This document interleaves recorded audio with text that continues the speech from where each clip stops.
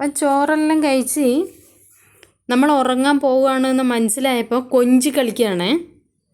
ഇറങ്ങിപ്പോകാൻ പറഞ്ഞിന് വന്ന് കിടത്തോ വന്നത്. എന്നിട്ട് ഇങ്ങനെ തടുവാൻ വേണ്ടിയിട്ട് കൈ ഇങ്ങനെ പിടിച്ച് വെക്കുകയാണ്. തടയിക്കൊള്ളണം അവനെ ഇങ്ങനെ. എന്നിട്ട് അവനെ ഉറക്കാൻ വേണ്ടിയിട്ട് ഞാനിവിടെ കിടന്നോളാം, നിങ്ങൾ പോയിക്കോ എന്നാറ്റം പറഞ്ഞ പോലെ, എന്നെ ഉറക്കിയിട്ട് നിങ്ങൾ പോയിക്കോ എന്ന് പറഞ്ഞ പോലത്തെ വർത്താനാവും പറയുന്നത്. കണ്ട പോകാൻ വേണ്ടി പോകുന്നില്ലെന്നേ, അവിടെ കിടക്കുകയാണ്. എന്നിട്ട് ഇങ്ങനെ ഉറക്കുമ്പോൾ തടയി കൊടുക്കുമ്പോൾ ഉറങ്ങുക അവൻ. കണ്ട പിള്ളേരാറ്റം കളിക്കുന്ന പോലെയാണ് കളിക്കുന്നത്. എന്തൊരു സ്നേഹമാണെന്നറിയാം, ഒരു വല്ലാത്ത സ്നേഹമാണ് അവൻ്റെ. കണ്ട അനങ്ങാണ്ട് കിടക്കുന്നുണ്ട്, കുഞ്ഞു പിള്ളേരാറ്റം കിടക്കുന്ന പോലെയാണ് കിടക്കുന്നത്. തടവും കളിക്കുന്നുണ്ട്. ഒരു വല്ലാത്ത സ്നേഹമാണ്. ചോറ് കഴിച്ചു. പോക്കോ നമ്മളെ ഉറങ്ങുകയാണ് എന്ന് പറഞ്ഞതാ, അതിന് കിടത്താ. ഞാൻ വീഡിയോ എടുക്കുന്നത് നോക്കുകവേ.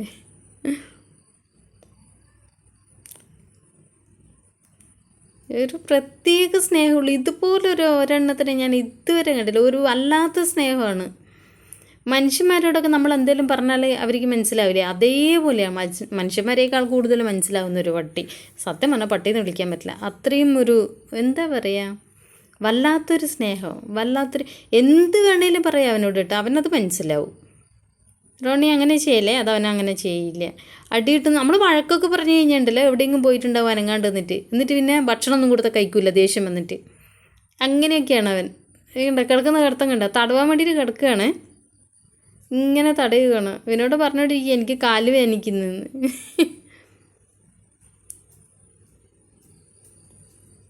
എൻ്റെ നല്ല സുഖമായിട്ട് കിടക്കുക.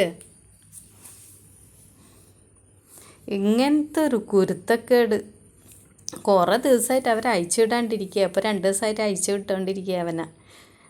അല്ലെങ്കിൽ അയക്കാറില്ല. കണ്ട എഴുന്നേറ്റ് പോകുന്നതിനെ നോക്കുന്നുണ്ട. ഇനിയിപ്പോൾ കണ്ട അവൻ കളിക്കുന്ന കണ്ട അത് എഴുന്നേറ്റ് പോകുന്നതിൻ്റെ കാലിൽ നിന്ന് കിടക്കുകയാണ്.